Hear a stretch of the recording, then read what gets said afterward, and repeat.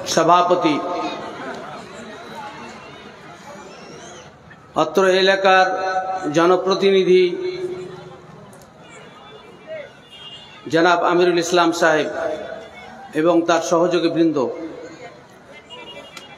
सम्मुखे उपविष्ट दिनेर किछु कथा सुनते आग्रही दिनी भाई सकल और पर्दार आले मा ओ बोनेरा आपनादेर सामने आल्लाह रब्बुल आलमीन जे कोनो वसीलाते एवं बाहानाते एखाने आमाके निये एसे उपस्थित करेछेन दीनी विषय निये किछु आलोचना करार जन्य। आल्लाह रब्बुल आलमीन এই আলোচনাকে কবুল করেন, আমাদের জীবনের পরিবর্তন সূচিত হোক, আমরা মৃত্যুর পরে আল্লাহর সন্তুষ্টি অর্জন করতে পারি, ইহজগতে এবং পরজগতে সফলতা অর্জন করতে পারি, জাহান্নামের ভয়াবহতা থেকে আমরা আমাদেরকে রক্ষা করতে পারি। আল্লাহ রাব্বুল আলামিন সে তৌফিক আমাদেরকে দান করে।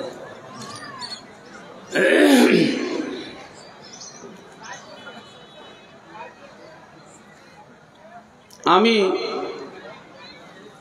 আলোচনার বিষয়বস্তু হিসাবে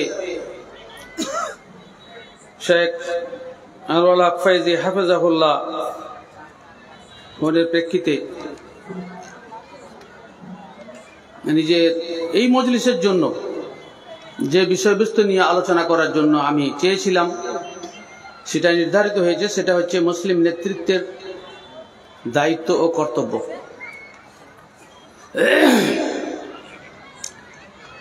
আল্লাহ তাআলার কাছে দোয়া করি আল্লাহ রাব্বুল আলামিন আমার জ্ঞানের ক্যাপাসিটি অনুযায়ী সঠিকটা বলার জন্য তৌফিক দান করেন এবং যারা সমাজের নেতৃত্ব দেন সে যে স্তরের হোক না কেন, একজন ইমাম সাহেব, একজন সদর মুদাররিস সাহেব, একজন জনপ্রতিনিধি হিসাবে যিনি থাকুন না কেন, যে যে স্তরে আমরা যেখানে দায়িত্ব পালন করি, কোরআন এবং সহিহ সুন্নাহ মোতাবেক এবং সঠিক আকীদা রেখে নিজের জীবন পরিচালনা করার আল্লাহ তাআলা তৌফিক দান করেন। ভাই সকল, আল্লাহ তাআলার মানে অমূল্য নিয়ামত, যে অনুদানের শুকরিয়া আদায় করে আমরা শেষ করতে পারবো না, সেটা হচ্ছে হিদায়াত। আল্লাহ রাব্বুল আলামিন নিজেই বলছেন, লাকাদ মান্নাল্লাহু আলাল মুমিনিনা ইয বাআসা ফীহিম রাসূলাম মিন আনফুসিহিম ইয়াতলু আলাইহিম আয়াতিহি ওয়া ইউযাক্কিহিম ওয়া ইউআল্লিমুহুমুল কিতাবা ওয়াল হিকমা ওয়া ইন কানু মিন ক্বাবলু লাফী দালালিম মুবিন। মুমিনদের উপরে সবচাইতে বড় আল্লাহ তাআলার ইমতিনান ও ইহসান যে তিনি একজন রাসূল পাঠিয়ে তাদেরকে কোরআন এবং সহিহ সুন্নাহর কথা শুনিয়ে সঠিক পথে আনার দায়িত্ব পালন করেছেন। যদিও কোরআন সুন্নাহ আসার পূর্বে তারা স্পষ্ট ভ্রান্তিতে নিমজ্জিত ছিল, এটা আল্লাহ তাআলা বিশেষ অনুদান। রাসূল করিম সাল্লাল্লাহু আলাইহি ওয়াসাল্লাম পরিষ্কারভাবে বলছেন, মান ইউরিদিল্লাহু বিহি খায়রান ইউফাক্কিহু ফিদ্দীন। যখন কারো আল্লাহ তাআলা কিছু ভালো করার ইচ্ছা করেন, আল্লাহ তাআলা যদি ইচ্ছা করেন কল্যাণ দেওয়ার, তখন তাকে দ্বীনের সঠিক জ্ঞান দান করেন। ভারতবর্ষের মুখে অসংখ্য মানুষ, তার মধ্যে আমরা মুসলিম রূপে নিজেকে পরিচিত করে ধন্য যে আমরা যদি এই নিয়ামত না পেতাম, ইসলাম ছাড়া যে সমস্ত মানুষ জীবনযাপন করে তাদের মতোই আমরাও জীবনযাপন করতাম। আল্লাহ তাআলা তা থেকে আমাদেরকে রক্ষা করেছেন। আমি যে আয়াতটি তেলাওয়াত করেছি, আল্লাহ রাব্বুল আলামিন তাতে বলেন, হে নবী আপনি ঘোষণা করে দিন যে ক্ষমতার মালিক, মুলকের মালিক, রাজত্বের মালিক একমাত্র আল্লাহ তাআলা। তিনি যাকে ইচ্ছা রাজত্ব দান করেন, ক্ষমতা দান করেন, নেতৃত্ব দান করেন। ওয়াতানজিউল মুলকা মিম্মান তাশা, এবং যার ব্যাপারে তিনি ইচ্ছা গ্রহণ করেন যে একে ক্ষমতায় রাখা যাবে না, তখন তাকে ক্ষমতায় ছিনিয়ে নেন। আল্লাহ নিজের ইচ্ছায় কাউকে সম্মানিত করেন এবং যাকে ইচ্ছা তিনি অপমানিত করেন। আল্লাহ তাআলা ইজ্জত ও সম্মানের মালিক একমাত্র আল্লাহ রাব্বুল আলামিন। ওয়ালিল্লাহিল ইজ্জাতু ওয়া লিরাসূলিহি ওয়া লিল মুমিনিন ওয়ালাকিন্নাল মুনাফিকিনা লা ইয়ালামুন। এই আয়াত দ্বারা স্পষ্ট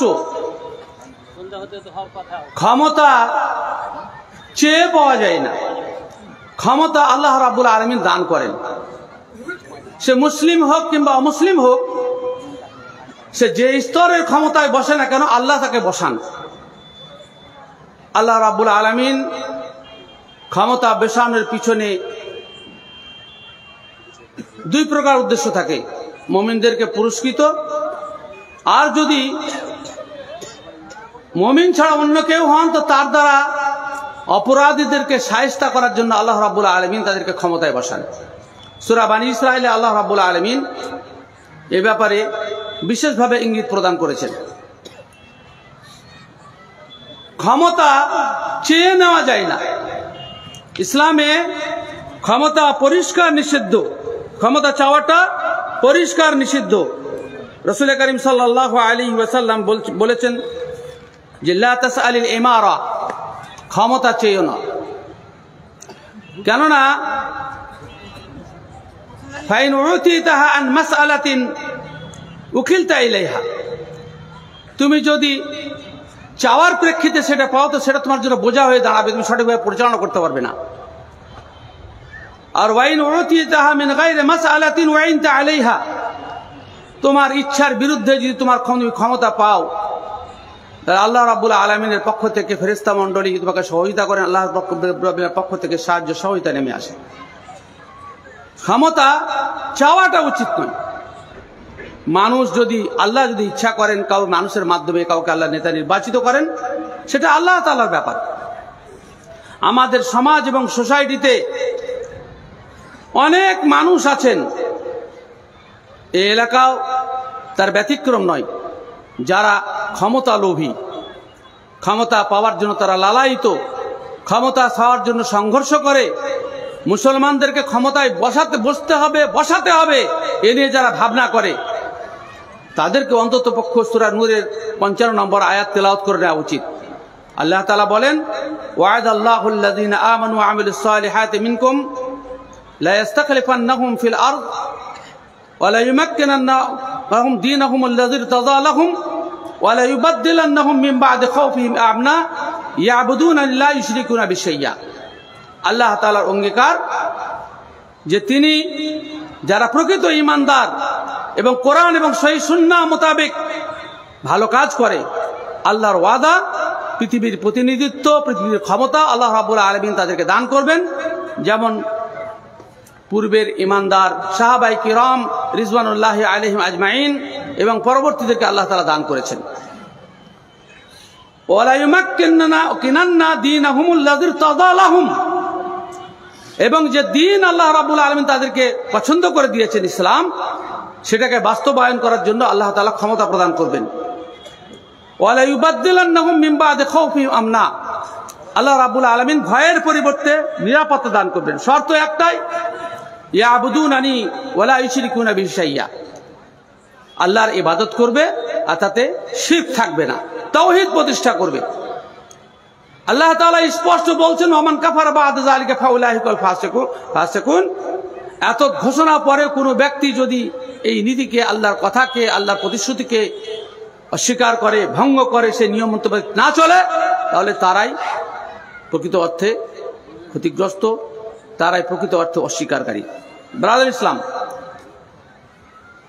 এই আয়াত দ্বয় দ্বারা এটা সুস্পষ্টভাবে প্রমাণিত যে ক্ষমতা আল্লাহর দান, যে স্তরে হোক না কেন, মুসলিম হোক অমুসলিম হোক, ক্ষমতায় আল্লাহ বসান। যদি দুষ্ট লোক ক্ষমতায় বসে তাহলে জানতে হবে যে আল্লাহ তাআলা আমাদেরকে সেই দুষ্ট লোক দিয়ে শায়েস্তা করতে চাইছেন, আমাদেরকে অধিকার থেকে বঞ্চিত করতে চাইছেন আমাদের বদ আমলের কারণে। এটা চিরকাল চলে আসছে। আল্লাহ তাআলার এটাই সুন্নাত, এটাই নীতি। যখন আমরা আমলের দ্বারা কলঙ্কিত হয়ে যাব, যখন আমরা কোরআন এবং সহিহ সুন্নাহ মোতাবেক জীবনযাপন করব না, তখন আল্লাহ তাআলা দুষ্ট লোককে নেতা বানিয়ে দেবেন। রাসূল আকরাম সাল্লাল্লাহু আলাইহি সাল্লামের এক লম্বা দুয়ার শেষ অংশ হচ্ছে ওয়ালা তুসাল্লিত আলাইনা মান লা ইয়ারহামুনা। আল্লাহ এমন লোককে আমাদের উপর ফিট করিও না, নেতা বানাইও না, যে নেতা আমাদের প্রতি দয়া করবে না। তাহলে বোঝা যাচ্ছে যে আল্লাহ তাআলা ক্ষমতায় বসান, রাসূল দোয়া করছেন দুষ্ট লোককে ক্ষমতায় বসায়ও না আমাদের প্রতি অত্যাচার করার জন্য। অনেক সময় মানুষ একটু খারাপ নেতা হলে তাকে গালমন্দ করে, পরিস্থিতি যদি বিপরীত হয়, অনুকূলে না,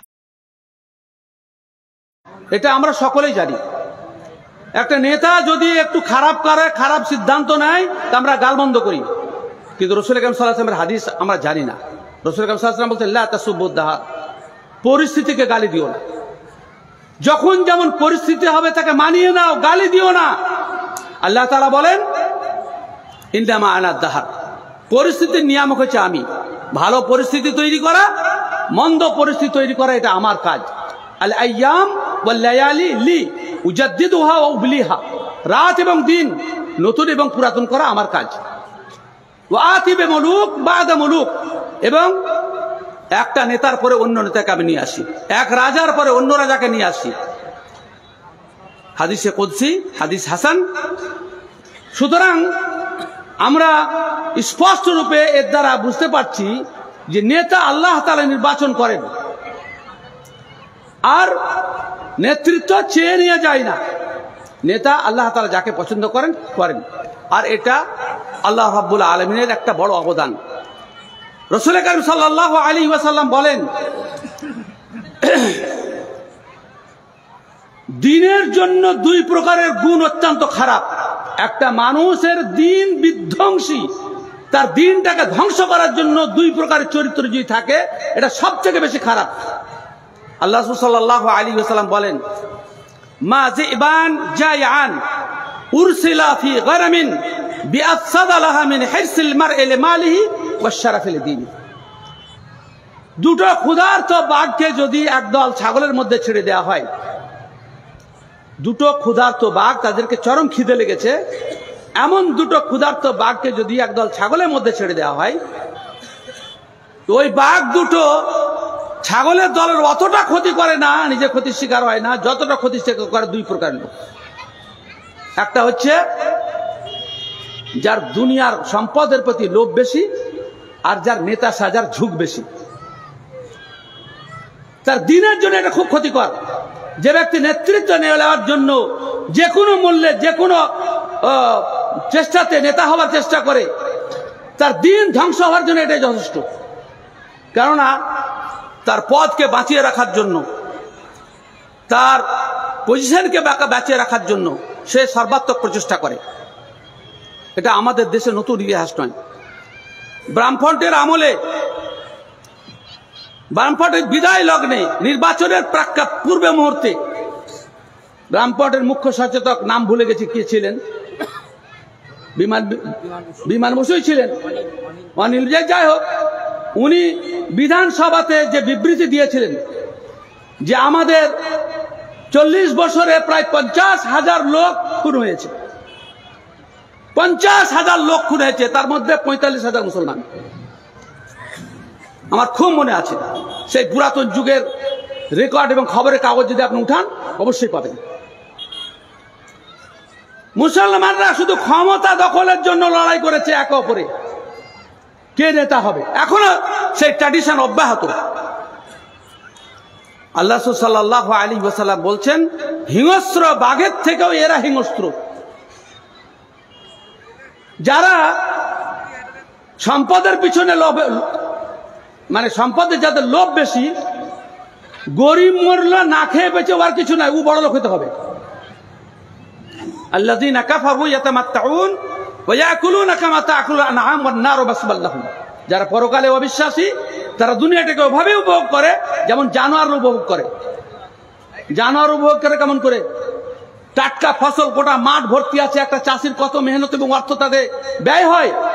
আপনি একটা ছাগলকে ছেড়ে দেন, তোমার শুধু যেহেতু পেট চাই, ও পেট ভর্তি চাই, ও একবারও হিসাব করবে না চাষির মেহনতের কথা, একবারও হিসাব করবে না চাষির অর্থ ব্যয়ের কথা। ওর পেট ভরুক, আচ্ছা তারা খেয়ে নেবে, ওর মাথা খারাপ। সেরকম যত বড় লোক আছে গরিবকে শোষণ করে বড় লোক হয়, গরিব মরলো বাঁচলো। আজকে যত ডাক্তার, যত ইঞ্জিনিয়ার, সব কষায় গরিব মারার, সব মানে পুরো যন্ত্র এরা সব। এদের ভিতরে কোনো মায়া দয়া কিছু নাই। সম্পদের যাদের লোভ বেশি আর নেতা হওয়ার যাদের ঝুঁক বেশি। ওর নেতা হওয়ার পথে যে জিনিস বাধা হয়ে দাঁড়াবে সবকে শেষ করে দেবে, মেরে দিবে, গুলি করে মেরে দিবে, কাউকে দিয়ে মারাবে। আল্লাহ সাল্লাল্লাহু আলাইহি ওয়াসাল্লাম অনেক আগে এটা ভবিষ্যৎবাণী করেছেন। দুটি কথা বললাম। এক নম্বর কথা আবার রিপিট করছি, নেতৃত্ব আল্লাহর পক্ষ থেকে আসে। দুই নম্বর কথা বললাম, নেতৃত্ব চেয়ে নেওয়া যাবে না। আর যারা নেতৃত্ব চেয়ে নেয় তাদের চরিত্র ঠিক এই প্রকৃতির, আর তারা কোনো সাহায্য সহযোগিতা পাবে না। ব্রাদারান ইসলাম,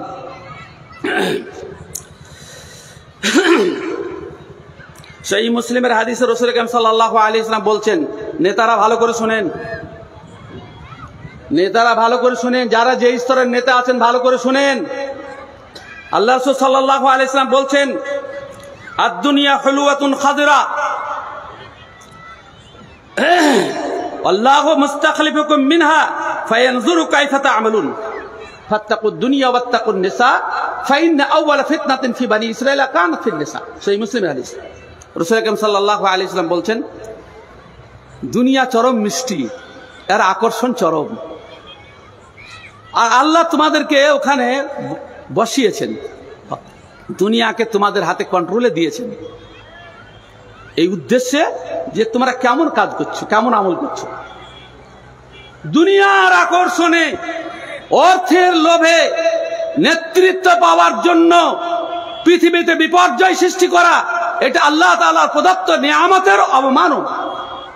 আল্লাহ তাআলা কোরআন মাজিদে পরিষ্কার ভাষায় বলছেন, আম্মাল ইনসান ইযা মাবতালাহু রাব্বুহু ফাআকরামাহু ওয়া না'আমাহু ফায়াকুলু রাব্বি আকরামান।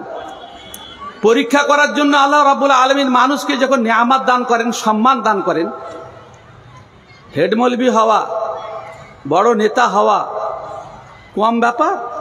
শেখ শেখ শুনতে শুনতে আমাদের বুক লম্বা চওড়া হয়ে গেছে। শেখ তো আমাকেও কম বলে না, আনোয়ার ফাইজিকেও শেখ বলার লোকের অভাব নাই, শেখ আপনাকে বলতে লেগেছে। তো এই যে এই মিষ্টি কথা শুনতে গিয়ে আমরা যে বেলুনের মতো ফুলে উঠছি, এটা বলার অপেক্ষা রাখে না। নেতা হওয়া, পদমর্যাদার অধিকারী হওয়া, এ যদি আল্লাহ তাআলার নিয়ামত আমাকে সঠিকভাবে কাজ করতে ভাবনা যদি না থাকে, লোকের ভালো মাছ রান্না করা ভালো মাথাটা আগে আমার কাছে আসবে, খাসির মাংসটা আমার কাছে আসবে, আগে মৌলভী সাহেবকে দিয়াই তারপরে খাবি। বাড়ির গার্জেন মেয়ে ছেলে পর্যন্ত বলে আগে মৌলভীকে দিয়াই। এই যে প্রাপ্তি, এটা যদি পরকালের স্বার্থে না হয়, দিন মানে যদি কাজ না করেন, তো আল্লাহ রাব্বুল আলামিন তুইজ্জু মান তাশা ওয়া তুযিল্লু মান তাশা, যেমন সম্মানিত করেছেন তেমনি অপমানিত করবেন। আমরা উলামায়ে কেরাম আমাদের মতো কাজ না করার কারণে, কোরআন এবং সহিহ সুন্নাহর মতো চলার কারণে পাবলিক আমাদেরকে নাক ছিটকায়। অর্থবান ছেলে লোকেরা আমাদের পরিণতি দেখে স্কুল মাদ্রাসাতে ছেলে পড়তে দিচ্ছে না, বলছে যে মাদ্রাসায় গেলেই তো ফকির হবে, ফকিরি বিদ্যা। এত এলমে দিন, আল্লাহ তাআলার বিধান, যার মোকাবেলা করার কেউ নেই, সেই বিদ্যা শিক্ষা অর্জন করছে না। তথাকথিত অর্থ যাদের আছে, বুদ্ধিজীবীরা নিজের ছেলেকে দেয় না শুধু আমাদের আচরণের কারণে। এটা অসম্মান নয়, এটা অবশ্যই অসম্মান। যদি আমাদেরকে ভালোবাসত তাহলে নিজের ছেলেকে অবশ্যই দিত।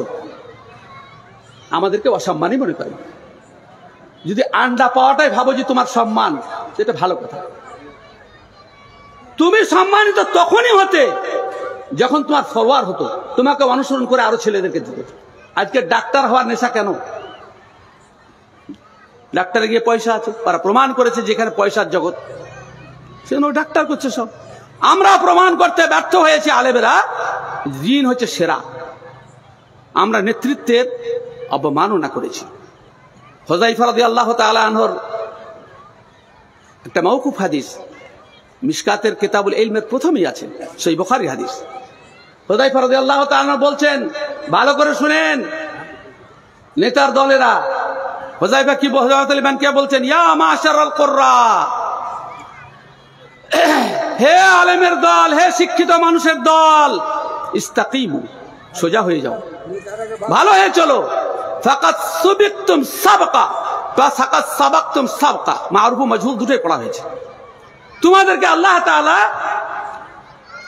অগ্রণী বানিয়েছেন, লোক তোমাদের ফলোয়ার্স হবে। লাইনা আখাযতুম ইয়ামিনা ওয়া শিমালা, তোমরা যদি ডানে বামে চলতে শুরু করো, লাকাদ যালালতুম যালালান বাঈদা, তাহলে তোমরা পথভ্রষ্ট হয়ে যাবে। সুতরাং নেতা হওয়া খুব কঠিন। নেতা যদি সঠিকভাবে না চলে, তার অবস্থা কিয়ামতের দিন কি হবে আমি পরে বলছি ইনশাআল্লাহুল আজিজ।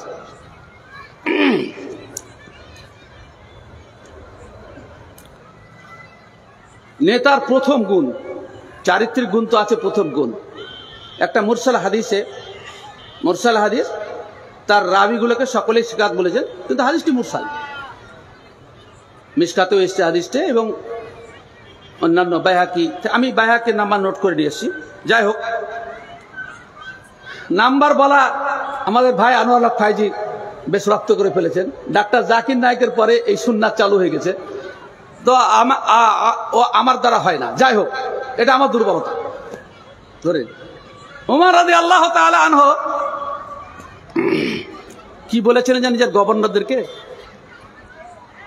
আমাদের যারা জনপ্রতিনিধি আছে, আমি কিছু শব্দ অ্যাভয়েড করছি, আপনারা হয়তো বুঝতে পারছেন কি শব্দ অ্যাভয়েড করছি। মহসিন সাহেব, জনপ্রতিনিধি বলছি, কি শব্দ অ্যাভয়েড করছি? কি শব্দ অ্যাভয়েড করছি বলেন না গো, আপনি তো পলিটিক্যাল সায়েন্সের লোক, বলেন। আমি এমএলএ কিন্তু একবারও বলছি না, কিংবা বিধায়কও বলছি না, কেননা এটা শরীয়ত দিক থেকে চরম আপত্তিকর শব্দ। জনপ্রতিনিধি, জনপ্রতিনিধি বলবো। আমার যেখানে আপত্তি শব্দ ব্যবহার কেন করবো? Member of legislative assembly, Bangla মানে আপনি কি করেন তা জানি না, কিন্তু আমার মানে শুনেন। মেম্বার অফ লেজিসলেটিভ অ্যাসেম্বলির বাংলা মানে আমি করেছি আইন তৈরি করা কারখানার সদস্য। ঠিক বে ঠিক লাই, শ্রুতি মধুর যেটা হবে সেটাই মানে করেছি, অনেক রকম মানা করা যেত। হ্যাঁ, আইন তৈরি করা কারখানার সদস্য, কিন্তু আল্লাহ তাআলা নিজে বলছেন ইনুল হুকমা ইল্লা লিল্লাহ, মানুষের উপর হুকুম চলবে একমাত্র আল্লাহ। হ্যাঁ, লাহুল খালক ওয়া লাহুল আমর, আল্লাহ সৃষ্টি করেছেন, হুকুম তারই চলবে। কিন্তু আমরা, আল্লাহ তাআলা আমাদেরকে পরীক্ষা করে এমন এক দেশে আমাদেরকে মানে বাস করিয়েছেন, এটাও আমাদের মুকাদ্দারে আছে, কেন ওয়া আলা মুস্তাকাররাহা ওয়া মুস্তাওদাহা, এটা আল্লাহর ইচ্ছা। এবং আমাদের মজুরি বেশি, মজুরিটা শুনেলেন, তাই একটু আমল করতে সুবিধা হবে। রাসূল করিম সাল্লাল্লাহু আলাইহি ওয়াসাল্লাম সাহাবীদেরকে বলছেন, হ্যাঁ, যে তোমাদের পরবর্তী যুগ হচ্ছে ধৈর্যের যুগ। ইন্না মিন ওয়ারাইকুম, হ্যাঁ, তোমাদের পরবর্তী যুগ হচ্ছে ধৈর্যের যুগ। লিল মুতামাসসিকি ফীহি আজরু 50 শাহীদাম মিনকুম, যারা ওই সময় দিনের উপর অবিচল থাকবে, তারা 50 জন যুদ্ধে শহীদ হওয়া সাহাবীদের সমান নাকি পাবে। বুঝতে পারলেন না? আল্লাহ রাসূলের সাহাবী 50 জন দ্বারা জিহাদের ময়দানে শহীদ হয়েছেন। দিনের ওপরে এই ফিতনার যুগে অবিচল থাকলে ওই 50 জন শহীদ সাহাবীর সমান নাকি পাবেন।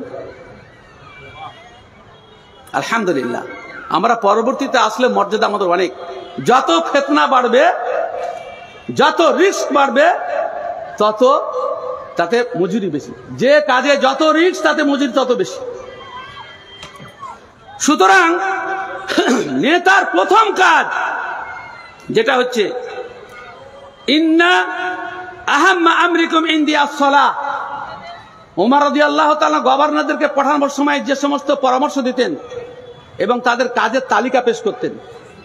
গভর্নরদের গভর্নরের পদে বিভিন্ন দেশে অধিষ্ঠিত হওয়ার সময় তাদের দায়িত্ব কি কি। তা প্রথম কাজ, কত সূক্ষ্ম বিচার, কত সূক্ষ্ম বিচার, ভাবলেই অবাক যাবেন।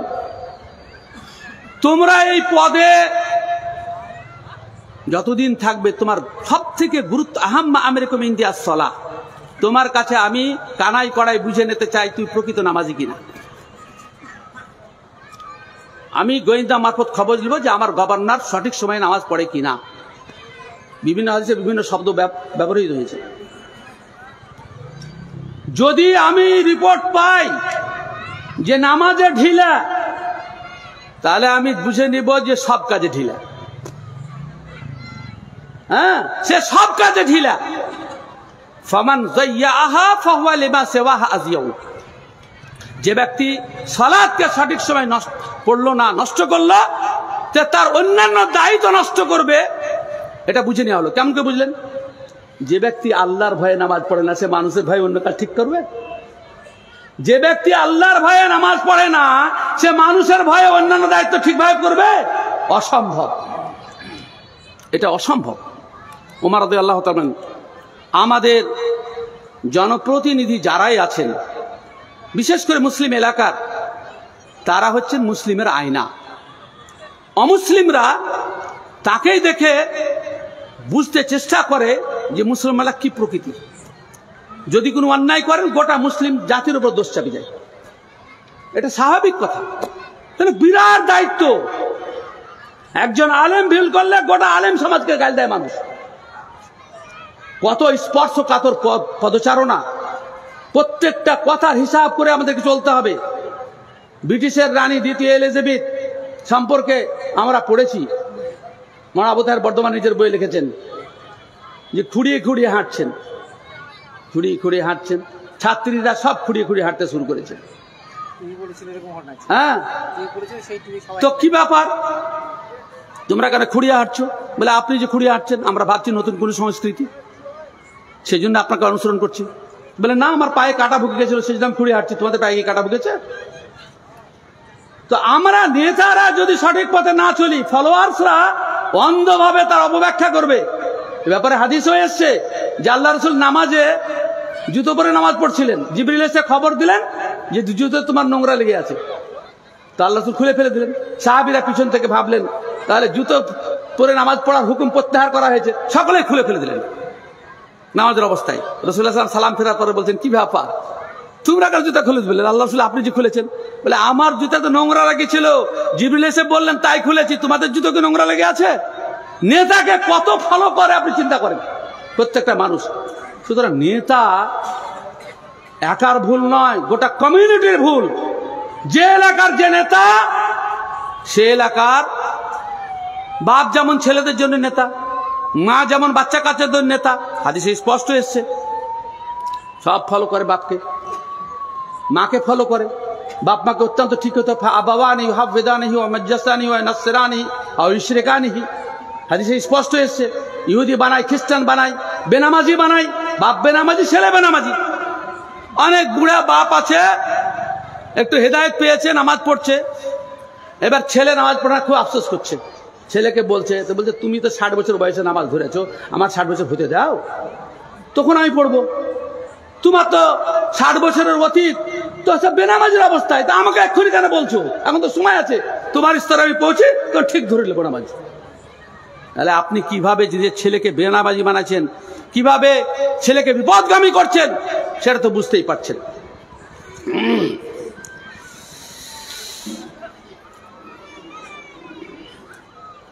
যারাই নেতা আছেন, মুসলিমদের জনপ্রতিনিধি আছেন, তাদেরকে টাইমে নামাজ পড়তে হবে, আউয়াল টাইমে নামাজ পড়তে হবে। আর না হলে সে নামাজ মুনাফিকের নামাজ হয়ে যাবে। সৌভাগ্যক্রমে যে কোনো কারণে হোক, আমার বাড়িতে দুটো এমপি গেছিলেন। আমাদের খলিলুর রহমান সাহেব একদিন গেছিলেন, আর একদিন আবু তাহের সাহেব গেছিলেন। আমি তাদেরকে একটাই কথা বলেছি যে আপনি মুসলমানদের প্রতিনিধি, একটু নিজেকে মুসলমান করেন, দায়িত্ব রাখেন, 5 ওয়াক্ত নামাজ পড়েন, সবকিছু করেন। অন্য লোকেরা কি বলে, মুসলমানদের প্রতিনিধি মানে এটাই ইসলাম। এতে আবু তাহেরকেও বলেছিলাম তারপরে এতে এই সৌদি আরবে আমাদের শেখ ফাইজি সাহেব দেখেছেন, মালিক আব্দুল আজিজ গেটে একটা কথা লেখা স্ক্রিনে ভেসে ওঠে। মাস্টার সাহেব তো বুঝতে পারবেন না, কিন্তু আমাদের ফাইজি সাহেব তো ব্যাপার আলাদা। কি আছে ওখানে, কি আছে বলছে, ইন্নাল মুসলিমা বিসিরাতিহিল হাসানা দাওয়াতুন আমালিয়াতুল লিল ইসলাম। একজন মুসলিম তার উন্নত চরিত্রের মাধ্যমে অমুসলিমদের কাছে ইসলামের দাওয়াত উপস্থাপন করে। আমি যদি আদর্শবান হই তাহলে অন্য মানুষ আদর্শবান হবে, কিন্তু আমরা তা হলাম না।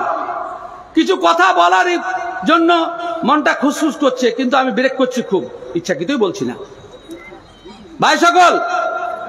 সেজন্য আমাদেরকে সতর্ক এবং হুঁশিয়ার এবং সাবধান হতে হবে, এবং আমার প্রত্যেকটা কাজ এবং আচরণ, আমি যাই থাকি না কেন, আমার জন্য কোনো বাধ্যবাধকতা নাই। ভারতবর্ষে সংবিধান পরিষ্কারভাবে বলছে যে একজন মুসলিম তার ধর্মাচরণ সঠিকভাবে করবে, তার প্রচার করবে। আমার ধর্মে বাধা দেবার কি আছে? কিন্তু আমরা তা করি না। আমরা অন্যের কাছে পরাস্ত হই, অন্যের সামনে সারেন্ডার হয়ে যাই। এটা আমাদের ইমানের দুর্বলতার পরিচয়, এটা আমাদের দুর্বলতার পরিচয়। আজকে এই মুহূর্তে সারা ভারতবর্ষে মুসলমানদের বিরুদ্ধে যে সমস্ত প্রোপাগান্ডা করা হচ্ছে, মুসলিম জনপ্রতিনিধিগণ সে তুলনায় একদম মুখে লাগাম কিছুই বলছেন না। এটা তো হওয়া উচিত নয়, এটা আমাদেরকে বলতে হবে। একটা উর্দুতে ভালো কবিতা আছে, যারা নেতা আছেন ভালো করে শোনেন।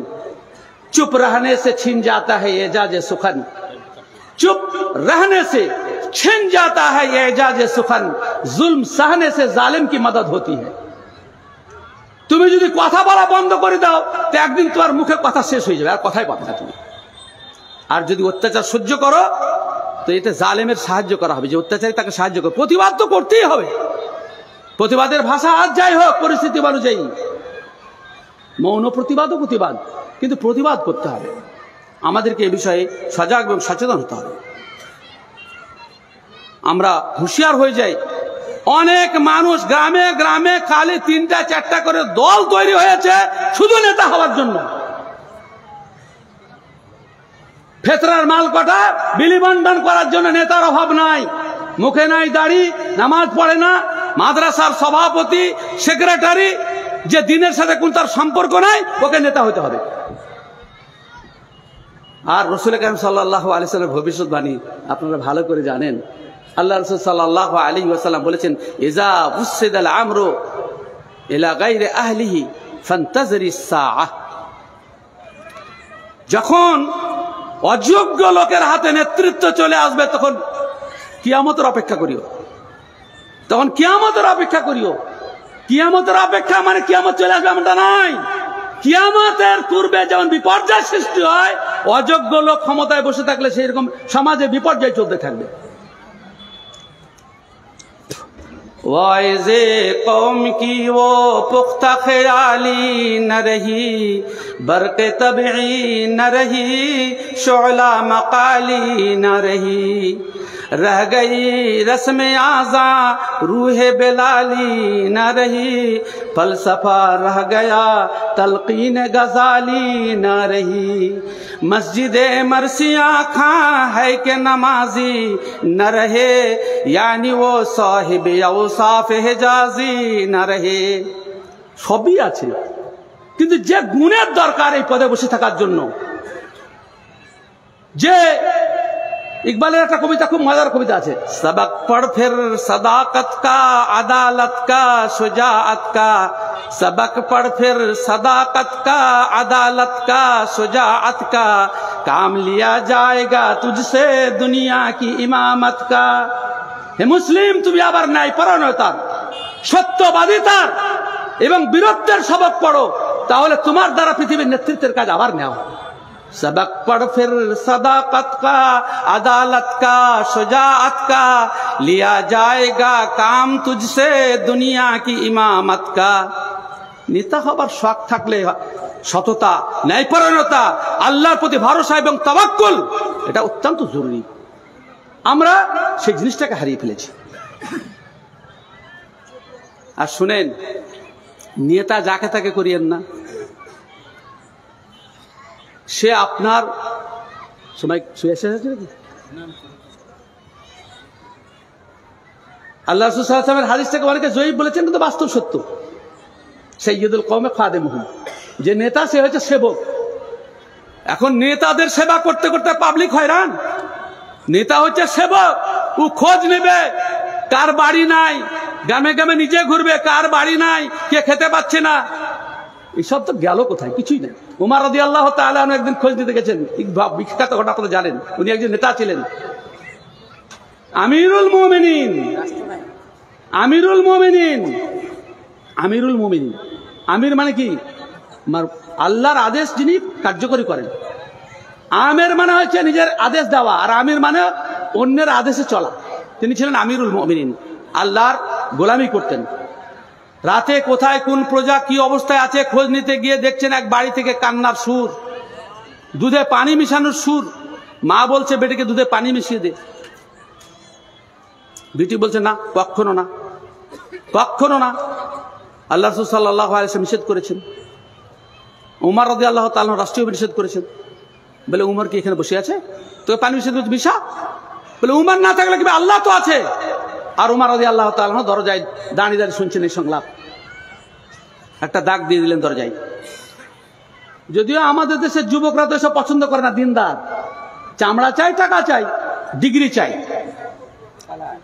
হ্যাঁ, উমর রাদিয়াল্লাহু তাআলা বাড়ি গিয়ে বলছেন নিজের ছেলেদেরকে, একটা খুব দিনদার রমণী পেয়েছি, গোয়ালিনীর বিটি, আমিরুল মুমিনিন, রাষ্ট্রের প্রধান, তিনি প্রস্তাব ছেলেদেরকে এক দিনদার মহিলা দেখতে পেয়েছি,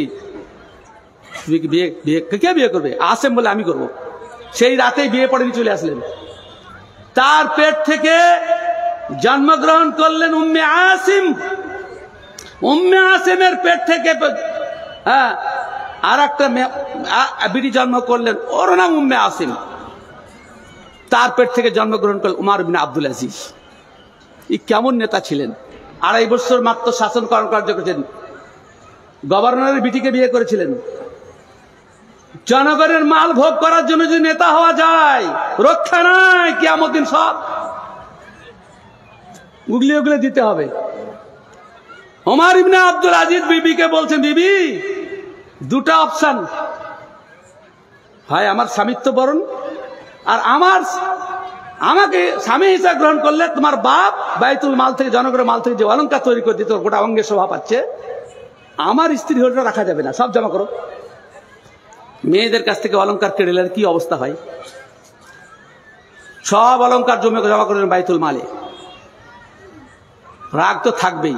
আপনার স্ত্রী কোনো একটা অলঙ্কার বিক্রি করে দেন, সারা জীবন আপনাকে ক্ষমা করবে না, সারা জীবন ক্ষমা করবে না। ওমর ইবনে আব্দুল আজিজ এর সব জমা করে দিলেন। কটা ছেলে জানেন?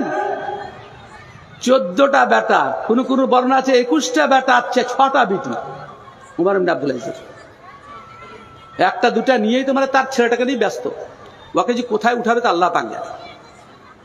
21টা ছেলে আর 6টা বিটি, 14টা বর্ণনা আছে, 14টারও কথা আছে, 14-20টাই যদি ধরেন মিনিমামটা। ওমর ইবনে আব্দুল আজিজকে বিষ খেয়ে মেরে ফেলা হয়েছিল, বিষ খেয়ে মারা হয়েছিল। কিচ্ছু, কোন প্রকার সম্পদ, 2.5 বছর যাবৎ মুসলিম জাহানের শাসন কার্য পরিচালনা করেছিলেন। ওমর বিন আব্দুল আজিজের বাড়িতে এক্সেস কোনো খাবার ছিল না। সরকারের পক্ষ থেকে যে ভাতা নির্ধারণ করা হয়েছিল, তার বিবি কিছু কিছু জমা করে ছেলেদেরকে কিছু ভালো খাওয়াবেন বলে জমা করে রেখেছেন। ওমর বিন আব্দুল আজিজ বুঝতে পারলেন যে খাবারের পরও এক্সেস কিছু থাকছে, তো অতটা ভাতা কমিয়ে দিলেন। বলে বাড়তি হচ্ছে, তার মানে এটা অতিরিক্ত, ওটা কম করে দাও। হায়রে আমাদের নেতা, জনগণের কত যে টাকা খাচ্ছে তার তো কোনো হিসাব কিতাব নাই। কি করে যে সেদিন যে উগলাবে তা আল্লাহ পাকই জানে। হ্যাঁ, ওমর ইবনে আব্দুল আজিজের বিবি, যাই হোক আমি পিছনকার ঘটনা বলতে যাচ্ছি না, বিষ খাইয়ে মারা হয়েছে, ছটপট করছেন। ওমর ইবনে আব্দুল আজিজের বিবি উঠে বলছে, আমার স্বামী অবিভক্ত মুসলিম জাহানের বাদশা, তার এতগুলি সন্তান, এদের ভবিষ্যৎ নিয়ে কিছুই তার ভাবনাতে নাই। একটা ছেলের জন্য কোনো প্রকার কোনো কিছু ছেড়ে গেলেন না। আশ্চর্য ব্যাপার। অবিভক্ত মুসলিম জাহানের বাদশা, সুদূর সিন্ধু নদের উপত্যকা থেকে ইউরোপ পর্যন্ত, ইউরোপ, আফ্রিকা, ছেলেদের জন্য 5 পয়সা জমা নাই। ওমর বিন আব্দুল আজিজের বিবি অভিযোগ করছে, দুঃখিত যে আমার স্বামী ছেলেদেরকে নিয়ে কিছু ভাবেনি। আজকে যারা শ্রোতা আছে, আজকে যারা আপনারা শ্রোতা আছেন, এই ঘটনা এখানে মাঝখানে একটা অ্যাড চলে আসে না, সেরকম অন্য কথা বলছিল, আসে না, একটা অ্যাড চলে আসে মাঝখানে, অনিচ্ছাকৃত না ইচ্ছাকৃত। রাসূল আকরাম সাল্লাল্লাহু আলাইহি ওয়াসাল্লাম বলেছেন, শাইখুল হাদিস সাহেব, বুখারী হাদিস, আইয়াকুম মাল ওয়ারিসি আহাব্বু ইলাইহি মিন মালি। তোমাদের মধ্যে কেমন আছে যে ওয়ারিসের মালকে, পরের মালকে নিজের মাল থেকে বেশি ভালোবাসে? সাহাবায়ে কেরাম বললেন যে না, আমরা সবাই তো নিজের মালকে ভালোবাসি। বলে আল্লাহ রাসূল বলতে, তোমার নিজের মাল তো 3টা, তুমি যা খেলা, যা পড়লা, যা দান করলা, এটা তো তোমার মাল। ওমা তারাকা ফাহুয়া লিওয়ারাসাতিহি ফাইন্না যাইবুন ওয়া তারিকুল লিওয়ারাসাতিহি। আর যা ছেড়ে গেল সব তো পরের মাল। আমি একটা হিসাব আপনাদেরকে দিই, অন্ধকারে চেহারাগুলো দেখা যাচ্ছে না, ভালো লাগছে না, যাই হোক একটা হিসাব দিই। আজকে রাত্রে গিয়ে ঘুমাবার সময় ছেলেদের জন্য কতটা ছাড়ছেন আর আপনার নিজের জন্য কতটা স্টক করেছেন, একটু হিসাব করবেন। যদি দেখা যায় যে আপনি আপনার গোটা লাইফে দিনের কাজে, দানের কাজে বা ভালো কাজে খরচ করেছেন, সেগুলোর পরিমাণ যা ছেড়ে যাচ্ছে তার থেকে বেশি হয়, তাহলে আপনি আত্মঘাতী মানুষ, নিজের ক্ষতি করছেন। ছেলে ছেলে ছেলে ছেলে ছেলে ছেলে মুরগিগুলাকে দেখেছেন, মুরগিগুলাকে একটু বড় হলে ঠুকুর মেরে তাড়িয়ে দেয়, যা চোরে খাগা। আর এই মানুষ এত বুদ্ধিমান জিনিস, ও ছেলেকে খাটাবে না, আর বাপের যতদিন আছে খাটতে চাহে, ওর ছেলের ভবিষ্যৎ নষ্ট করে দিলে সবকিছু নষ্ট করে দিলে। যাই হোক, অন্য কথায় চলে গেছিলাম। এই মাঝখানে এটা একটা কি বলে গো, 2 বাক্যের মধ্যখানে থাকলে কি বলে ওকে ইংরেজিতে? 2 বাক্যের মধ্যখানে নতুন একটা বাক্য প্রবেশ করলে তাকে কি বলে ইংরেজিতে? ইনভার্টেড কোটাটা তো, ওটা তো বললাম, আমাদের আরবিতে বলে জুমলাই মুতারেজা, অর্থাৎ 2 বাক্যের মধ্যখানে একটা বাক্য প্রবেশ করে গেছে, ওর ওই বাক্যের সাথে কোনো সম্পর্ক নাই, নতুন একটা বাক্য সেন্টেন্স ঢুকে গেছে। আপনাদের ইংরেজিতে এরকম থাকবে। যাই হোক, ইনভার্টেড কমার মাধ্যমে তাকে ইন্ডিকেট করা হয় যে এটা ওই বাক্যের সাথে সম্পর্ক নাই, কিন্তু ওই বাক্যটার নাম কি আমি ওটা জানতে চাইছি। আমি যেটা বলতে যাচ্ছি, ওমর বিন আব্দুল আজিজের 14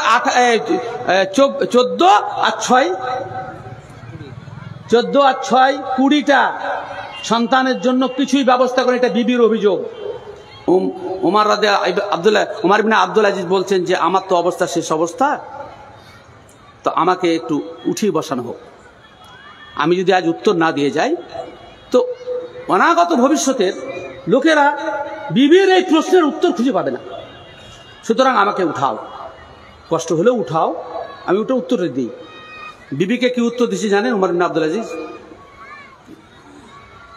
ওমর বিন আব্দুল আজিজ বলছেন, বিবি শোনো, আমার ছেলেরা আমি যদি তাদেরকে সৎ হিসাবে, সালেহ হিসাবে, ভালো মানুষ হিসাবে তাদেরকে প্রতিপালন করে থাকি, তা আল্লাহ রাব্বুল আলামিন এমন লোকেদের জন্য প্রতিশ্রুতি দিচ্ছেন, ফাল্লাহু ইয়াতাওয়াল্লাস সালিহিন, নেক লোকেদের অভিভাবক হচ্ছেন আল্লাহ।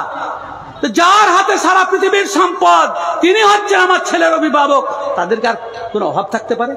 বিবি, আমি যদি ছেলেদেরকে ঠিকভাবে পালন করে থাকি, আর যদি অন্যথা হয়, তাহলে তো আমি তাদের ব্যাপারে কিছুই করতে পারবো না। কানানের ব্যাপারে নূহ আলাইহিস সালাম দোয়া করতে গেলেন, তো আল্লাহ তাআলা টেকনিক দিয়ে বলছেন, লা তাসাল বিমা লাইসা লাকা বিহি, যে বিষয়ে তোমার জ্ঞান নেই, নূহ একবারও কোনো কথা বলবে না। ইন্নাহু লাইসা মিন ইবনিকা, তোমার ছেলে নাই। ইন্নাহু আমালুন গায়রু সালিহ, তার আমল ঠিক নাই, তার আকীদা ঠিক নাই, সে তোমার বেটাই নয়। আল্লাহ বলতেন বেটাই নয়, নিজের বেটাকে। আমাদের সমাজে যে সমস্ত মানুষ আছেন, আপনি একজন নেতা, আপনার ছেলে নামাজ পড়ে না, আপনার ছেলে তামাশা করে, শরীয়ত বিরোধী খেলাধুলা করে, তামাশা করে, আর আপনি খুব ভালো বাপ, ছেলে কিছু বলেন না, তাদের কাছে খারাপ হবেন না। উমর ইবনে আব্দুল আজিজ বললেন যে আমার ছেলে যদি অসৎ হয় তাহলে তাদের জন্য আমি কিছু ভাবতে পারি না, বলে শুয়ে গেলেন আর মারা গেলেন। ঐতিহাসিকগণ লিখছেন নেতার মৃত্যুর পরে মুসলিম সমাজের নেতৃবৃন্দ যারা নেতা তৈরি করেন, তারা সমর্থন করেন, তারা একত্রিত হলেন যে পরবর্তী নেতা কাকে নির্ধারণ করা যায়।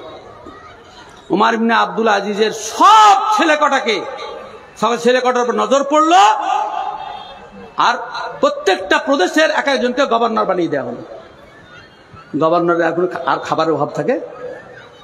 হ্যাঁ, আমরা আল্লাহ তাআলার সিদ্ধান্তকে চ্যালেঞ্জ করে নিজেরাই বড় হব, নিজেরাই ক্ষমতা দখল করব, এই ভাবনাতে আমরা পরিচালিত হচ্ছি। এটা অত্যন্ত দুঃখের, অত্যন্ত বেদনার। আমরা অন্যায়কে সাপোর্ট করছি, অন্যায়কে প্রতিপালন করছি, অন্যায়ের বিরুদ্ধে কথা বলতে পারছি না, যে কোনো কারণে হোক হক কথা বলতে পারছি না। না, হক কথা বলতে হবে, হক কথা বলতে হবে, বলার মতো বলতে হবে, অসম্মান করার জন্য নয়, সংশোধন করার জন্য। যদি কাউকে অপমান করার উদ্দেশ্য থাকে তাহলে তাকেও আল্লাহ তাআলা শাস্তি দিবেন। না, অপমান করার জন্য নয়, সংস্কার করার জন্য, সংশোধন করার জন্য। আজকে সব ছেড়ে দিলাম, আমরা মুর্শিদাবাদের মুসলমান, বিশেষ করে শামসেরগঞ্জের মুসলমান বলে আমরা মডেল তৈরি করতাম ইসলামের নিয়ম অনুযায়ী, বিশ্ব তাকিয়ে দেখত। কিন্তু না, আমাদেরকে দেখে ভয় পাচ্ছে, আমরা সন্ত্রাসবাদী। আপনারা জানেন যে বামফ্রন্ট সরকারের বদান্যতায় এবং পুলিশের অনুগ্রহে আব্দুল্লাহ সালাফি দুবার জেলে গেছে। আমি যখন 2002-এ জেলে নিয়ে যাই, তখন আব্দুল গাফফার বলে ওসি ছিলেন এই শামসেরগঞ্জের। সিমি যখন নিষিদ্ধ হয়, সিমির কালান্তর পত্রিকার সম্পাদক ছিলেন আব্দুল্লাহ। ওকে খুঁজে না পেয়ে আমি এক বুড়াকে বলে এই আব্দুল্লাহ হবে বলে আরবার অ্যারেস্ট করলেন। কত বদমাশ দেখেছি, চিন্তা করেন। আব্দুল গাফফার ওসি এখানকার কালান্তর পত্রিকার সম্পাদক আব্দুল্লাহকে না পেয়ে নামের সাথে সিমিলারিটি থাকার জন্য 2002 আমাকে অ্যারেস্ট করছে। হ্যাঁ, আব্দুল গাফফার, আপনাকে শুনিয়ে ইতিহাস স্মরণ করে দিলাম, জানে না মেলা লোকে। টানা 10 দিন পুলিশ কাস্টডিতে থাকার পরে নো ইন্টারোগেশন, কোন প্রকার জিজ্ঞাসাবাদ নাই, বলে জানে তো ব্যাপারটা, যে ভুল মানে আব্দুল গাফফারের প্ররোচনায় নিয়ে এসছে। এই হচ্ছে আমাদের নেতা। আর যখন প্রথমবার অ্যারেস্ট হই, 95 দিন যেখানে জেলে ছিলাম, হ্যাঁ, কি কথা বলতেছিলাম,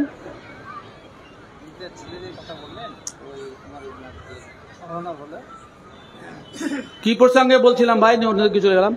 কোন শ্রোতা আছে? হ্যাঁ, তো হলো, আমি অন্য কথা বলতে যাচ্ছি। যাই হোক, আউযু বিল্লাহি মিনাশ শাইতানির রাজিম। তো আমাদেরকে আমরা হ্যাঁ মনে পড়েছে, মনে পড়ে গেছে। বহরমপুরের পুলিশ সুপার রাজেশ মিশ্র তখন ছিলেন, 2002-এ আমার কাছে এসে বলছে, আব্দুল্লাহ, তুমি যে বলছো তোমরা খুব ভালো, আশা করি সকলেই শুনছেন, আর পুলিশেরা যে আছে তো ভালো করেছে, ওরাও শুনছে। তোমরা যে বলে খুব ভালো, তো বহরমপুর জেলে এখন 1600 কয়েদি, সে সময়ে 1600 কয়েদি, তো 1400 জন মুসলমান আর 200 জন হিন্দু। তোমরা ভালো, তো জেলে এত কেন? কি উত্তর দিবেন বলেন? ইসলামকে আমরা কলঙ্কিত করেছি, ভাই ভাই ফাটাফাটি করেছি, মারামারি করেছি, ঝামেলা করেছি, আর জেলে ঢুকেছি। কোরআন এবং সহিহ সুন্নাহ অনুযায়ী জীবন পরিচালনা করেন, শামসেরগঞ্জ থানা বন্ধ হয়ে যাবে প্রকৃত মুসলমান হয়ে গেলে। আমার মতন মুসলিম হলে থানা বন্ধই হয়ে যাবে। আমি অনেক জায়গায় বলি যে ভারতের আইনকে যদি কোনো ব্যক্তি নিখুঁত ভাবে মেনে চলে, সেটা হচ্ছে আব্দুল্লাহ সালাফি। শরীয়ত এরই অর্ডার দেয়, শরীয়ত বিরোধী কোনো আইন না হলে তাকে মেনে চলতে হবে, এটা ইসলামের অর্ডার। কারেন্ট হুক লাগিয়ে কারেন্ট লাগানো, তখন জুয়ান অবস্থা থেকে এর বিরুদ্ধে সংগ্রাম করছি আমি। যখন মাদ্রাসা মসজিদে হুকিং করে কারেন্ট লাগানো হতো, জলসা করতে গিয়ে বক্তব্য না দিয়ে ফিরে চলে এসেছি। অন্যায়ের মাধ্যমে হকের কথা যেতে পারে না। বিড়ির বিরুদ্ধে সর্বপ্রথম আমি সোচ্চার হয়েছি জামিয়া রহমানের জলসাতে। কিন্তু আলেমরা তো কমিশন খাচ্ছে, ওরা তো কিছু বলবে না। এটাই হচ্ছে সমস্যা। আবার ঠিক কিসের? ঠিক কথা মনে রাখো,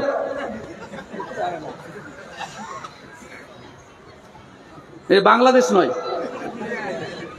বাংলাদেশের শ্রোতারা খুব তৎপর ব্যাপারে। ঠিক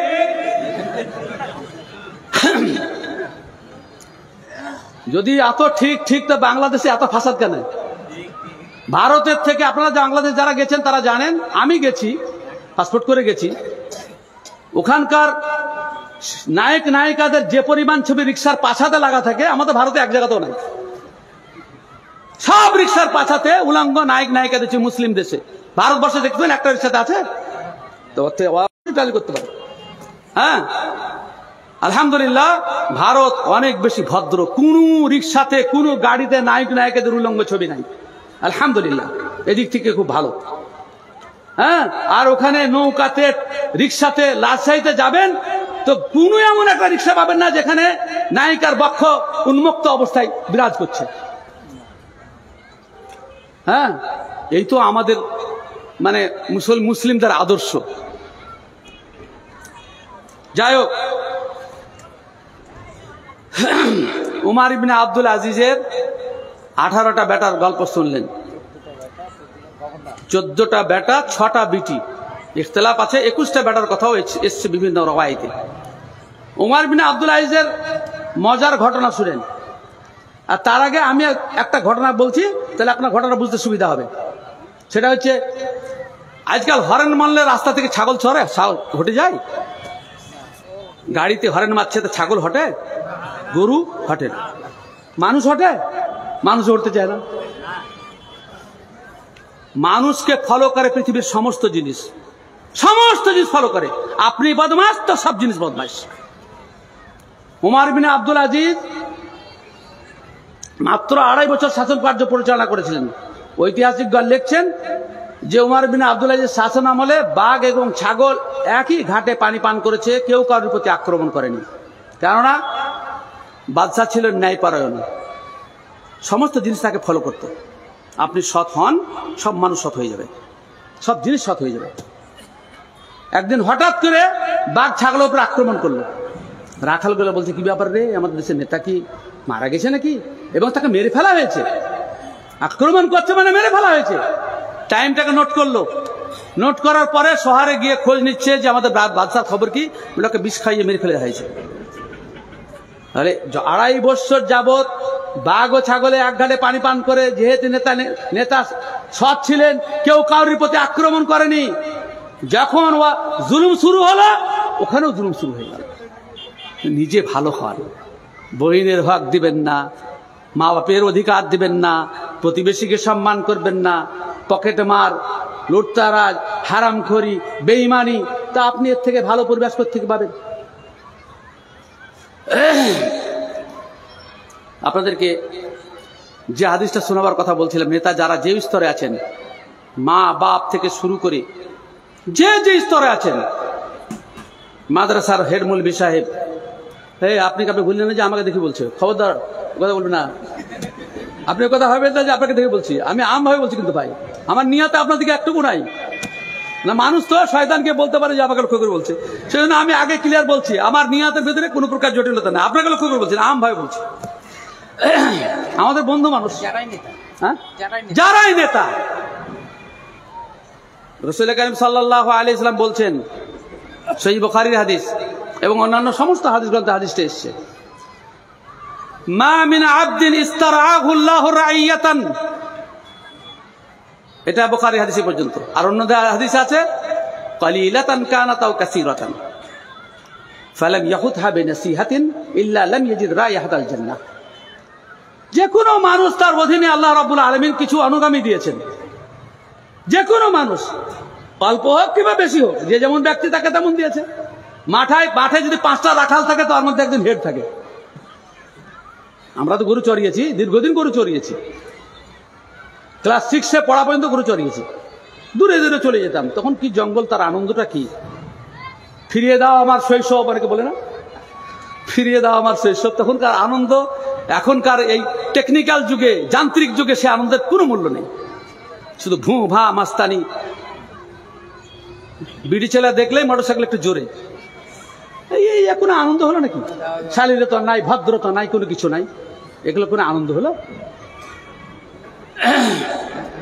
কোন ব্যক্তির অধীনে যদি অল্প কিছু অনুগামী থাকে কিংবা বেশি লোক কিছু অনুগামী থাকে, শরীয়ত মোতাবেক তাদেরকে যদি পরিচালনা না করে, ইল্লা লাম ইয়াজিদ রাইহাতাল জান্নাহ, সে জান্নাতের সুগন্ধও পাবে না। নেতা হওয়া সম্মান খুব মজার। রাসূল আকরাম সাল্লাল্লাহু আলাইহি সাল্লাম বলছেন, নি'মাতিল মুরদিআ ওয়া বি'সাতিল ফাতিমা। দুধ পান করতে মজা লাগে, দুধ ছাড়াবার সময় কত ঝামেলা হয়। আল্লাহ রাব্বুল আলামিন যখন নেতৃত্ব কেড়ে নেবেন, রাব্বানা আরিনাল লাযাইনি আযাল্লানা মিনাল জিন্নি ওয়াল ইনস নাজআলহুমা তাহতা আকদামিনা লিয়াকুনা মিনাল আসফালিন। জিন্ন ইনসানের মধ্যে আমাদেরকে বিপথে পরিচালিত করেছে, আজকে আল্লাহ তুমি তাদেরকে আমাদের দেখাও, তাদেরকে পদপিষ্ট করে আজকে লাঞ্ছনা শেষ করে দেব। রব্বানা আরিনাল লাযাইনি আযাল্লানা মিনাল জিন্নি ওয়াল ইনস নাজআলহুমা তাহতা আকদামিনা লিয়াকুনা মিনাল আসফালিন। দুনিয়াতে অপমান, নেতৃত্ব চলে গেলে কি হবে? হেডমাস্টাররা, এই যে মাস্টার, এই মাস্টারের একটু ব্যাপারটা আলাদা। যেমনই হেডমাস্টারের পদ চলে গেছে, রিটায়ারমেন্ট, তখন ফকির। আল্লাহ তাআলা কোন জিনিস যখন ক্ষমতা হারিয়ে যায়, তখন তার অসহায় অবস্থা হয়ে যায়, অসহায় অবস্থায়। আল্লাহ রাসূল সাল্লাল্লাহু আলাইহি ওয়াসাল্লাম বলছেন, নি'মাতিল মুরদিআ, ভোগ করতে খুব ভালো লাগে, আর যখন আল্লাহ ক্ষমতা কেড়ে নেন, বি'সাতিল ফাতিমা, ওই পরিস্থিতি অত্যন্ত খারাপ। আল্লাহ তাআলা কোরআনে, আমি আগেই বলেছি আপনাদেরকে যে নেতৃত্ব হচ্ছে আল্লাহর বড় নিয়ামত, দান। সম্মান কেনা পেতে চাই, সবাই সমান পেতে চাই, এটা মানুষের জন্মগত প্রবৃত্তি, জন্মগত প্রবৃত্তি। নেতা হতে চাই, 5টা ছেলের মধ্যে একজন হিরোবে, খেলাধুলো গাদ্দি খেলে, ছেলকিত খেলে, সব খেলে না, ওর একজন নেতা থাকে। নেতা হওয়া এটা মানুষের প্রবৃত্তি, বুঝতে পারছেন কিনা? নেতা হওয়া প্রবৃত্তি। কিন্তু নেতা হয়ে যদি নেতা অনুযায়ী কাজ না পরিচালনা করা হয়, সঠিকভাবে যদি না করা হয়, তাহলে আল্লাহ তাআলা সে নেতৃত্ব ছিনিয়ে নেন। কত মানুষের নেতৃত্বে গেল, কত মানুষের নেতৃত্বে গেল। বামফ্রন্টের নেতাদের জন্য অত্যাচারে কথা বলতে পারতাম না, সত্যি কথা কি। 72-এ যখন আমি একটা সাওয়ারডি হাই স্কুলের ছাত্র, এ পাশে বাম ফাটছে, ও পাশে বাম ফাটছে, ও পাশে বাম ফাটছে, যখন তারা বামফ্রন্ট ক্ষমতা আসে তখনকার কথা বলছি, এমন অবস্থা, একটা এলসি এর সামনে কথা বলা মুশকিল ছিল, সেই যেন প্রায় মুখ্যমন্ত্রী। বামফ্রন্টের এলসি, লোকাল কমিটির মেম্বার, তার দাপট কত ছিল তার লাগে, সব কোন দিকে চলে গেল। নদীর একুল ভাঙে ও কুল গড়ে, এই তো নদীর খেলা, সকাল বেলায় আমি রে ভাই ফকির, সন্ধ্যা বেলা ফকির কে করে? আল্লাহ করে, আল্লাহ করেন। তখন তুমি কিছু কোনো বাঁধ দিয়ে আটকাতে পারবে না। আল্লাহ তাআলা বলছেন, ইন্নাল্লাহা লাম ইয়াকুম মুগায়্যিরান নি'মাতান আন'আমাহা আলা কওমিন হাত্তা ইউগায়্যিরু মা বিআনফুসিহিম। আল্লাহ কোন জাতির উপরে, কোন ব্যক্তির উপরে যে নিয়ামত এবং যে অনুদান দিয়েছেন, সেই অনুদান ততক্ষণ পর্যন্ত ছিনিয়ে নেন না যতক্ষণ পর্যন্ত সেই অনুদানের অবমাননা না করে। সে ভাবে কারণের মতো, ইন্নামা উতিতু মিন ইলমিন ইনদি, আমি আমার জ্ঞান, আমার মেধা, আমার প্রভাব, প্রতিপত্তি, অর্থ, ক্ষমতার দ্বারা আমি করেছি। অনেক লোক অনেক কথা বলে, বুদ্ধিমান থাকলে ইশারায় বুঝে নেবেন। বুদ্ধিমান থাকলে আমি সবকিছুর নাম লিখছি না। আল্লাহ তাআলা কোরআনে কি বলতে জানেন? ওয়ালাউলা দাফুল্লাহিন নাস বা'যহুম বিবা'যিন লাহুদ্দিমাত সাওয়ামি ওয়া বি'উন ওয়া সালাওয়াতুন ওয়া মাসাজিদু ইযকারু ফিহা ইসমুল্লাহি কাসীরা। মানুষের একটা গ্রুপের দ্বারা অন্য গ্রুপকে যদি প্রতিহত না করেন, তাহলে মসজিদ, গির্জা, গুরুদ্বারা, যাতে আল্লাহকে স্মরণ করা হয়, এগুলা কিছু টিকে থাকবে না, কিছুতে কিছু থাকবে না। মসজিদ ভাঙা মানে পরবর্তী স্টেজ পতন। এটা আল্লাহর কথা, আমার কথা নয়, আমার কথা নয়। জুলুম যত করো, হ্যাঁ, কিন্তু পতন অবশ্যই হবে। হিমিয়ারির একটা বই আছে, কিতাবুল হাইওয়ান, আল্লামা হিমিয়ারির, দিমিয়ারির একটা বই আছে, কিতাবুল হাইওয়ান। ওতে একটা মজার গল্প করেছে, খুব সংক্ষেপে বলছি 1 মিনিটের মধ্যে, যে এক বাদশাহ জঙ্গলে শিকার করতে গিয়ে এক গরিব মানুষের বাড়িতে উঠেছে, পিপাসা লেগেছে, গরিব মানুষের বাড়িতে উঠেছে, সে দেশের বাদশাহ। তো দেখছে খুব দামি গাই, বলে গরিব মানুষের বাড়িতে গাই কেন স্বভাব হবে, আমার বাড়িতে স্বভাব হবে, এই গাইটাকে খুঁজে করে নিতে হবে। দুধ দোয়ালো, সেদিন প্রচুর দুধ হয়েছে, নিয়ত খারাপ করলো, পরবর্তী দিন দুধ দোয়াচ্ছে তো অর্ধেকেরও দুধ নাই। তবে কি ব্যাপার, যে জায়গায় গরু চড়াতে গেছিলে, গরুটাকে নিয়ে গেছিলে অন্য পূর্বের দিন, আজকে কি সে জায়গায় নিয়ে যাওনি? বলে হ্যাঁ নিয়ে গেছিলাম, ওইভাবেই খেয়েছে, দুধ এত কম কেন? তখন এই বাড়ির মালিক কি বলছে জানেন? নেতারা ভালো করে শুনেন, বাড়ির মালিক বলছেন, মাওলানা আব্দুল সালাম বাস্তবিতে ইসলামী খুতবাতে গল্পটা নকল করেছেন। হ্যাঁ, বাড়ির মালিক বলছেন, মনে হয় আমাদের দেশের বাদশার নিয়ত খারাপ হয়েছে। সরাসরি বলছে, বাদশাহ যাওয়ার বাড়িতেও জানি না, পাড়া গ্রামের লোক। বলে তোবা, আমার নিয়ত খারাপের কারণে দুধ কমে গেল। আচ্ছা ঠিক আছে, তোবা করলে আল্লাহর কাছে যে আমি নিয়ত খারাপ করবো না। তারপরের দিন আবার গরু চড়াতে গেল, ও বাড়িতে আছেই পরিস্থিতি দেখার জন্য। এবার তৃতীয় দিন গাইদ হয়েছে, প্রথম দিনের মতো দুধ।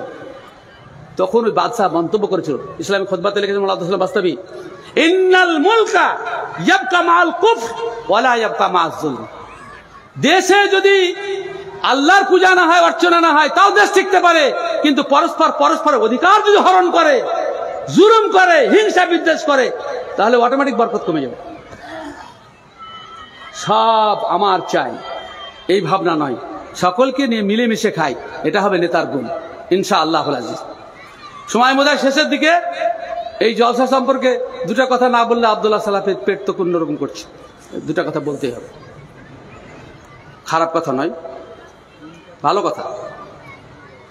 আল্লাহ তাআলা আমাদের নিয়াতের মধ্যে পবিত্রতা দান করেন।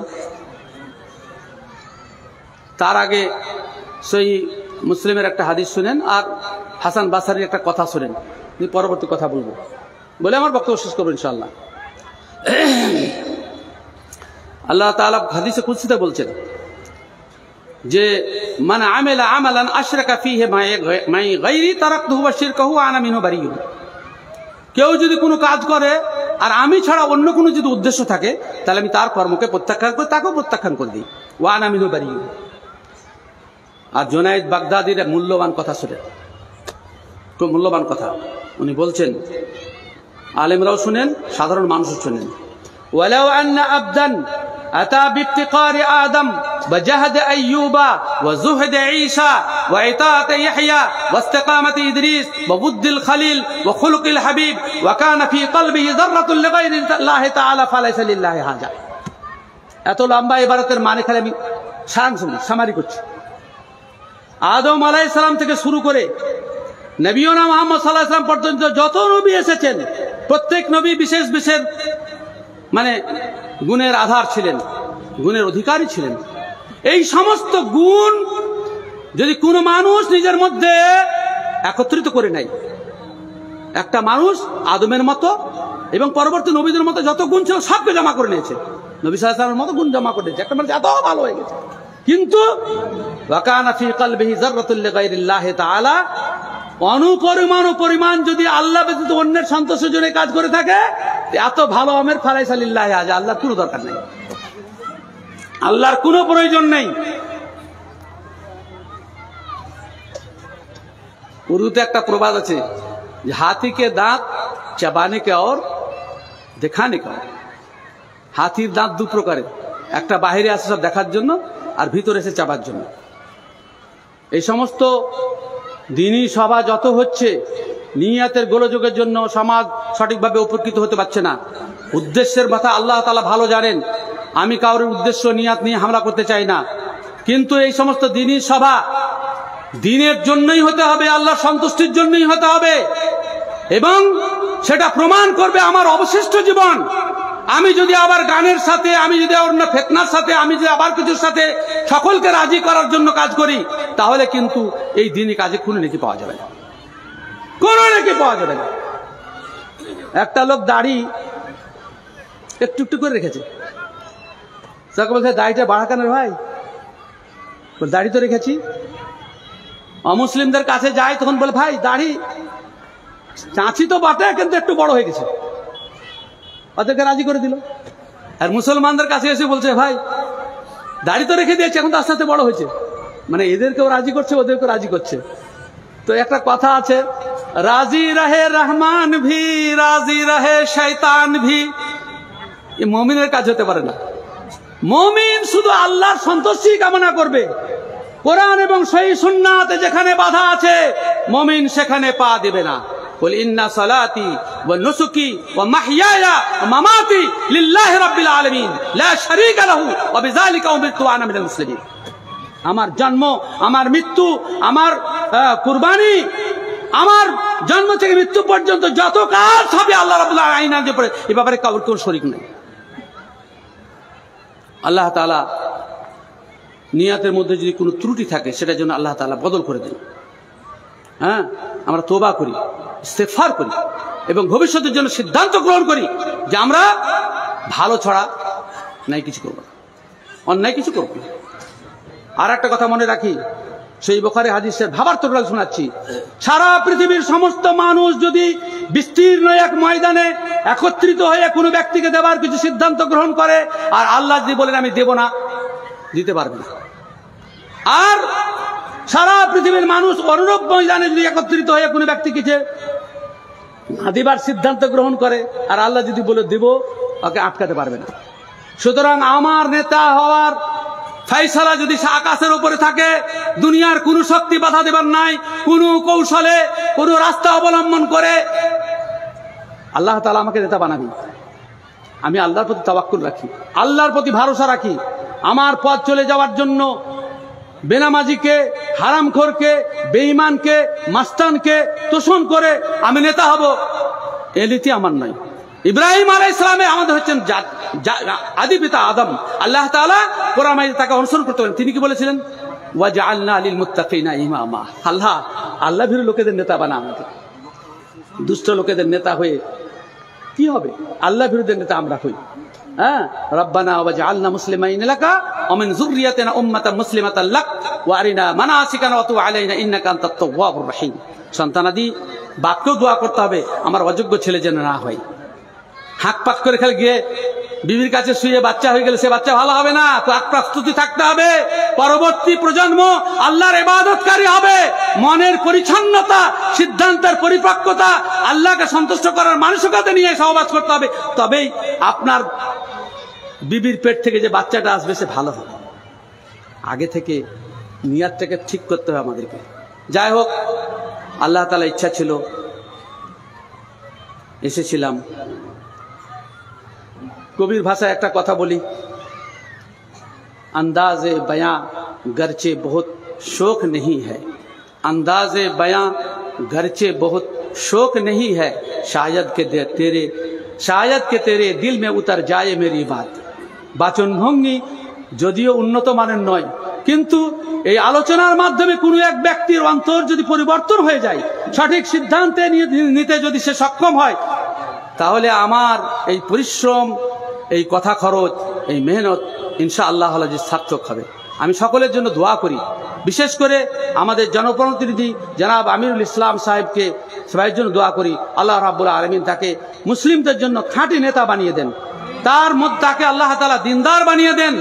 তিনি যেভাবে দিন প্রচারের জন্য এই জলসার ব্যবস্থা করেছেন, তিনি আরো বিভিন্ন ক্ষেত্রে দিন প্রচারের জন্য ব্যবস্থা নেবেন। তিনি সংসদে আমাদের জন্য কথা বলবেন, বিধানসভায় আমাদের জন্য কথা বলবেন। অসুবিধা কিছু নাই, মুক্ত দিয়েছে বলার জন্য। আপনি তো বলার জন্য আপনাদেরকে ভোট দিয়েছি। আপনি আমাদের দরদের কথা যদি সেখানে না বলেন তাহলে আমাদের কে কথা বুঝবে? বলতে হবে। আল্লাহ তাআলা যতদিন পদে রাখবে, পদ থেকে কেউ হটাতে পারবে না ইনশাআল্লাহ। আর একটা কথা, মানুষ আমি মানুষ। আর তারপরে এখন বুঝতেই পাচ্ছেন একবারে জীবন সায়ান্নে মানুষ শেষ মুহূর্তে। নিয়াতে আল্লাহ ভালো জানেন, ও কথা বলবো না, আল্লাহর বিচারক।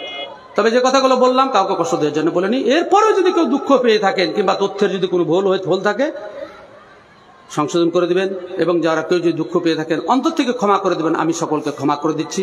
আল্লাহ রাব্বুল আলামিন আমাদেরকে ফিতনামুক্ত রাখেন এবং দ্বীনের প্রতি আমল করার তৌফিক দান করেন। আকুলু কওলি হাযা আস্তাগফিরুল্লাহ লি ওয়া লাকুম ওয়া লিসাইরিল মুসলিমিন। আসসালামু আলাইকুম ওয়া রাহমাতুল্লাহি ওয়া বারাকাতুহু।